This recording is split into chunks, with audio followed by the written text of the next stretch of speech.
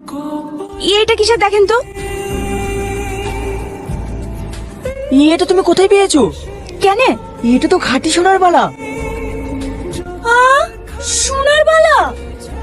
যে দুদিন কামাই হলো মুনিশ খরচ তো উঠবে। ক টাকা হয়েছে? 15 কেজি। এ ভাই ধরো ধরো। কেন 15 কেজি 200 হইলো যে? 200 দাম আবার কি লিবা? আমাকেও একটু লাভ করতে দাও। সব মাল তো সবাই কেনে না, আমাকে দিলে বলে এই দামটা পাইলি। ক টাকা হয়েছে? 15 কেজি 7500। ভালোই তো দাম আছে রে। দাম হবে না? খাঁটি পেতল। এই লাও। এই মেয়ে কি ভাবছো?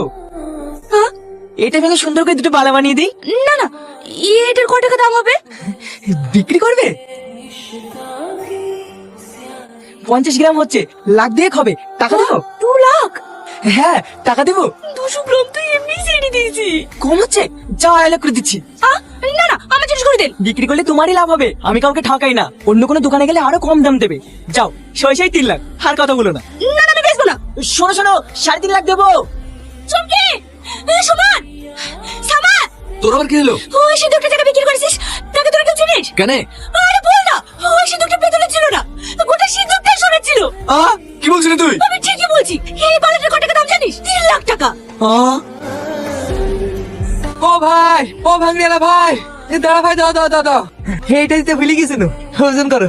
ওজন আবার কি করবো? 500 খানেক হবে। এই লাও।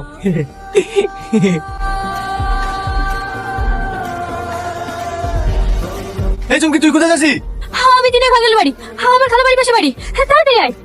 দাদা, ও বাকি হয়েছে দাদা। আমার নগলাই ছুটি দিতে হবে দাদা।